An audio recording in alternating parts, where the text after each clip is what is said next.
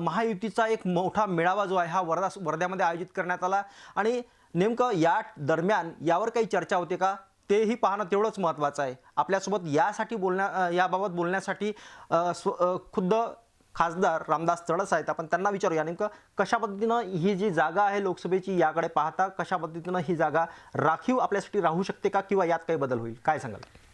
आज आमच्या सहयोगी घटक पक्षाची मीटिंग झाली, त्यामध्ये शिवसेना, राष्ट्रवादी, रिपब्लिकन पक्ष हे सर्व पक्षाची आम्ही एकत्रित मीटिंग घेतली, पत्रकार परिषद घेतली आणि 14 तारखेला आम्ही हा मेळावा घेणार आहे। सर्व पक्षाचे नेते या ठिकाणी येणार आहे आणि त्यामधून पुढची रणनीती ठरवणार आहे आम्ही।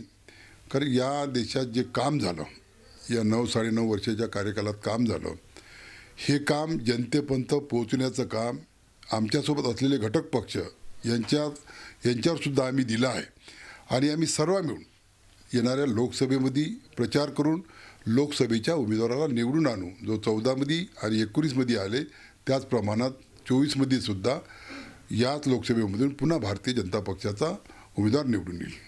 महायुतीच्या मार्फत जनतेपर्यंत जी विकास कामं आहेत ती पोहोचण्याचा प्रयत्न तर होणारच आहे, पण याच दरम्यान विविध राजकीय पक्षाचे घटक पक्षातले जे लोक आहेत ते सुद्धा जनतेसमोर येणार आहेत। नेमका कोणता चेहरा पुढील लोकसभेसाठी असणार याबाबतही मंथन होईल।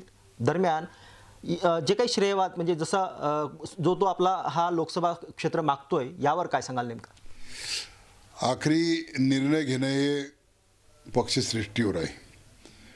जवळजवळ 2014-2019मध्ये जे मला या मतदारसंघातील लोकांनी निवडून दिलं, 2024मध्ये पुन्हा भारतीय जनता पक्षाचा उमेदवार, तिकीट कोणाला मिळते काय मिळते या खोलात मी जाणार नाही, उमेदवारी मी सुद्धा मागणार आहे।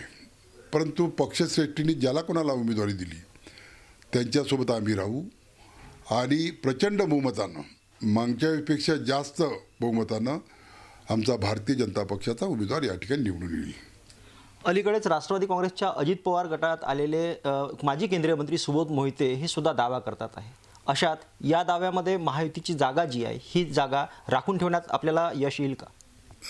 भारतीय जनता पक्षाची सिटिंग उमेदवारी आहे, सिटिंग सीट आहे आणि भारतीय जनता पक्षाचे आमदार जास्त आहे।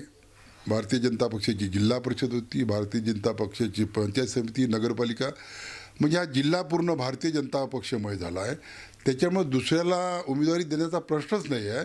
हा फक्त भारतीय जनता पक्षाचाच उमेदवार या ठिकाणी उभा राहील। जातीय समीकरणाचा जर विचार केला तर कुणबी बहुल आणि तेली बहुल अशा पद्धतीचं इथलं एकूण हे आहे, प्राबल्य आहेत। दरम्यान या ठिकाणी कशा पद्धतीचा उमेदवार जो आहे हा असावा अशा पद्धतीने ॲनालिसिस होते आहे। यावेळेस हे राखून ठेवण्यात आपण कितपत आपलं एकूण मतदारांपुढे किंवा पार्टीपुढे आपलं योगदान सांगणार आहात? भारतीय जनता पक्ष हे कधी जातीपातीचं राजकारण करत नाही, तर विकासाचं राजकारण करते आणि विकासाचा अजेंडा घेऊनच आम्ही जनतेसमोर जाणार आहे आणि पुन्हा भारतीय जनता पक्षासाठी मतं मागणार आहे। विकासाचा अजेंडा घेऊन जनतेपुढे जाणार आणि मतदारांना मतदान करा किंवा मतं मागणार अशा पद्धतीचं जे एकूण उत्तर आहे प्रतिक्रियेत मिळाले आहे। दरम्यान महायुतीमध्ये ही जागा जी आहे वर्धा लोकसभेची नेमकी कोणाला मिळते तेही पाहणं तेवढंच महत्त्वाचं आहे। एकनाथ चौधरी, एबीपी माझा, वर्धा। एबीपी माझा, उघडा डोळे बघा नीट।